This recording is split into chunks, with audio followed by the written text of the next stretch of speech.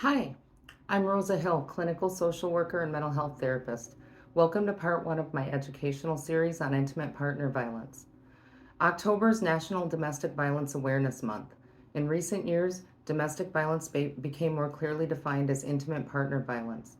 The term domestic violence can be used to describe violence between various individuals who are cohabiting or situations that involve child abuse, while intimate partner violence is specifically limited to violence between intimate partners.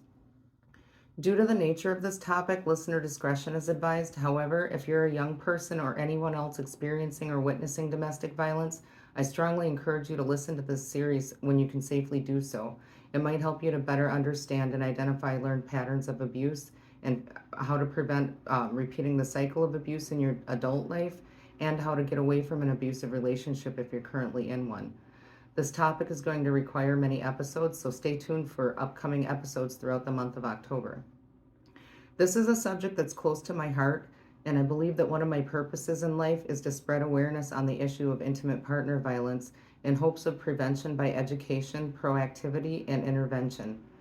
This subject also touches me on a soul level due to the fact that I was born with red birthmarks resembling an unmistakable story of an abusive past life. Many who believe in reincarnation theory believe that sometimes people come back with birthmarks resembling their mortal wounds from a previous life in order to warn them not to repeat the same pattern or cycle. And for those of you who don't believe in reincarnation, I respect your opinion as well.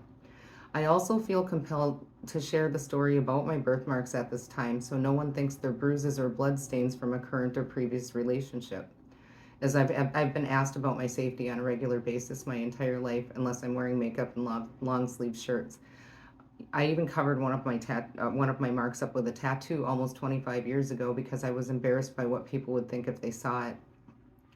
I'm much older now, and I wear my marks proudly because I believe they were left as a strong message for me to not only be true to myself, but to help those who are suffering or stuck in an abusive relationship. And prior to becoming a therapist, I interned, volunteered, and worked as an advocate with this population for about 3 years. Intimate partner violence has been prevalent for most of human existence. Until recent times, it was acceptable. Most of us know someone that has been going through that has gone through an abusive relationship at some point. Some of us have maybe gone through it ourselves. So, according to the National Coalition Against Domestic Violence, 1 in 4 women and 1 in 9 men have experienced severe intimate partner violence and/or sexual assault, psychological abuse, stalking, or coercion, leading to severe damage such as PTSD, physical injury, or sexually transmitted infections. These numbers don't reflect random sexual assaults or physical assaults by people other than the intimate partner. But if you combine all of the numbers involving the violence statistics, it's even worse.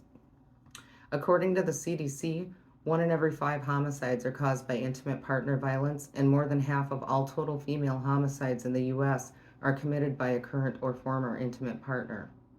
In future episodes, I'll talk about some of the dynamics of an abusive relationship, as well as discussing some of the reasons why people stay, as this percentage of victims are often judged and given little to no empathy, and sometimes blamed or ridiculed for their partner's abuse.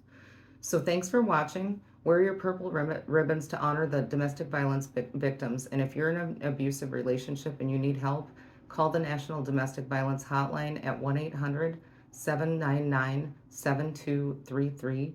That's 1-800-799-7233. That concludes part one of the series. Please like, subscribe, and stay tuned for part two.